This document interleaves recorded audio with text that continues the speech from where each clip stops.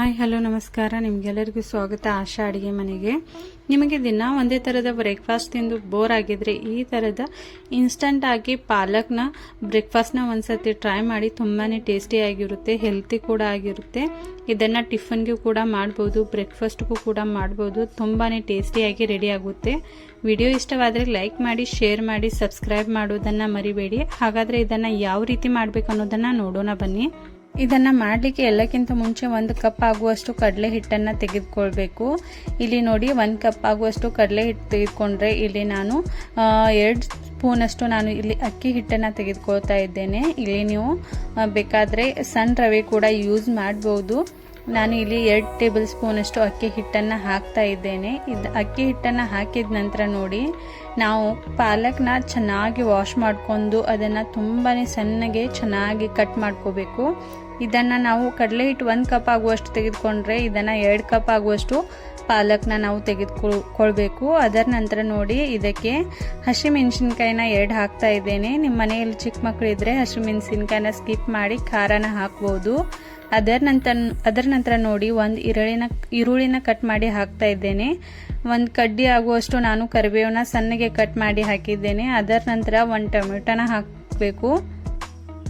ಇಲ್ಲಿ ನಾನು ಟೊಮೆಟೊನ ತುಂಬಾ ಚಿಕ್ಕದಾಗಿ ಸಣ್ಣಗಾಗಿ ಕಟ್ ಮಾಡಿ ಇದಕ್ಕೆ ಟೊಮೆಟೊನ ಹಾಕಬೇಕು. ಅದರ ನಂತರ ನೋಡಿ, ಇದಕ್ಕೆ ನಾನು ಕ್ಯಾಬೇಜ್ನ ಹಾಕ್ತಾ ಇದ್ದೇನೆ. ಕ್ಯಾಬೇಜ್ ಇಲ್ಲಿ ಆಪ್ಷನಲ್ ಇದೆ, ಇದ್ರೆ ಹಾಕಿ, ಇಲ್ಲಾಂದರೆ ಸ್ಕಿಪ್ ಕೂಡ ಮಾಡಬಹುದು. ಬೇಕಂದರೆ ಮತ್ತೆ ನೀವು ಏನಾದರೂ ವೆಜಿಟೇಬಲ್ಸ್ ಆ್ಯಡ್ ಮಾಡಬಹುದಂದ್ರೂ ಕೂಡ ನಡೆಯುತ್ತೆ. ಇಲ್ಲಿ ನೀವು ಕ್ಯಾರೆಟ್ನ ಕೂಡ ಹಾಕ್ಬೋದು, ಕ್ಯಾಪ್ಸಿಕಮ್ ಕೂಡ ನೀವು ಹಾಕ್ಬೋದು. ಅದರ ನಂತರ ನೋಡಿ, ಇದಕ್ಕೆ ನಾನು 1/4 ಕಪ್ ಆಗುವಷ್ಟು ಕೊತ್ತಂಬರಿ ಸೊಪ್ಪನ್ನು ಸಣ್ಣಗೆ ಕಟ್ ಮಾಡಿ ಹಾಕ್ತಾ ಇದ್ದೇನೆ.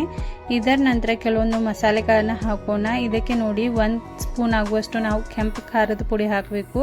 1/4 ಟೇಬಲ್ ಸ್ಪೂನ್ ಆಗುವಷ್ಟು ಅರಿಶಿನ, 1/2 ಟೇಬಲ್ ಸ್ಪೂನ್ ಆಗುವಷ್ಟು ಉಪ್ಪನ್ನು ಹಾಕಬೇಕು. 1/2 ಟೇಬಲ್ ಸ್ಪೂನ್ಗಿಂತ ಸ್ವಲ್ಪ ಕಡಿಮೆ ಕೂಡ ಹಾಕಬೇಕು ಉಪ್ಪನ್ನು, ಯಾಕಂದರೆ ಪಾಲಕ್ಗೆ ಸ್ವಲ್ಪ ಉಪ್ಪು ಕಡಿಮೆ ಬೇಕಾಗುತ್ತೆ. ಪಾಲಕ್ನ ಯಾವುದೇ ರೆಸಿಪಿ ನೀವು ಟ್ರೈ ಮಾಡಬೇಕಂದ್ರೆ ನಾರ್ಮಲ್ಗಿಂತ ನೀವು ಕಡಿಮೆನೇ ಯೂಸ್ ಮಾಡಬೇಕಾಗುತ್ತೆ ಉಪ್ಪನ್ನು. ಅದರ ನಂತರ ನೋಡಿ, 1/2 ಟೇಬಲ್ ಸ್ಪೂನ್ ಆಗುವಷ್ಟು ಜೀರಿಗೆನ ಹಾಕಿ ಇದನ್ನು ನಾವು ಚೆನ್ನಾಗಿ ಮಿಕ್ಸ್ ಮಾಡ್ತಾ ಹೋಗಬೇಕು. ಇಲ್ಲಿ ನೋಡಿ, ನಾನು ಯಾವುದೇ ರೀತಿಯಾದ ನೀರನ್ನು ಹಾಕದೆ ಚೆನ್ನಾಗಿ ಇದನ್ನು ಮಿಕ್ಸ್ ಮಾಡ್ತಾ ಇದ್ದೇನೆ. ಇದೇ ರೀತಿಯಾಗಿ ಮಿಕ್ಸ್ ಮಾಡಬೇಕು. ಇಲ್ಲಿ ನೋಡಿ, ಸ್ವಲ್ಪ ಇದು ಗಟ್ಟಿಯಾಗಿ ರೆಡಿಯಾಗಿದೆ. ಅದಕ್ಕೆ ನಾವು ಸ್ವಲ್ಪನೇ ಇದಕ್ಕೆ ನೀರನ್ನು ಹಾಕಿ ಚೆನ್ನಾಗಿ ಮಿಕ್ಸ್ ಮಾಡ್ಕೋಬೇಕು.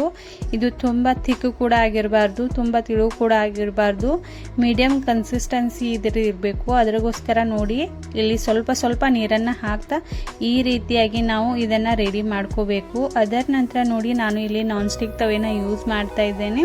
ಇದಕ್ಕೆ 1 ಟೇಬಲ್ ಸ್ಪೂನ್ ಆಗುವಷ್ಟು ಆಯಿಲ್ನ ಹಾಕಿ ಇದನ್ನು ಚೆನ್ನಾಗಿ ಬಿಸಿ ಆದ ನಂತರ ನೋಡಿ, ಈ ರೆಡಿ ಮಾಡಿಟ್ಟಿರುವಂಥ ಬ್ಯಾಟರ್ನ ಇಲ್ಲಿ ನೋಡಿ, ನಾನು ಸ್ವಲ್ಪನೇ ಬ್ಯಾಟರ್ ಹಾಕಿ ಚಿಕ್ಕ ರೌಂಡ್ ಶೇಪಲ್ಲಿ ಇದನ್ನು ರೆಡಿ ಮಾಡ್ತಾ ಇದ್ದೇನೆ. ನೀವು ಬೇಕಾದರೆ ಇದನ್ನು ಪರೋಟ ಥರ ಒಂದೇ ಸೈಜಲ್ಲಿ ದೊಡ್ಡದನ್ನು ರೆಡಿ ಕೂಡ ಮಾಡ್ಬೋದು. ಇಲ್ಲಿ ಚಿಕ್ಕದಾಗಿ ರೆಡಿ ಮಾಡೋದ್ರಿಂದ ಮಕ್ಕಳು ಕೂಡ ತುಂಬ ಈಸಿಯಾಗಿ ತಿನ್ನಲಿಕ್ಕೆ ಕೂಡ ಈಸಿ ಆಗುತ್ತೆ. ಇದನ್ನು ಟಿಫನ್ಗೂ ಕೂಡ ಮಾಡಿಕೊಡ್ಬೋದು.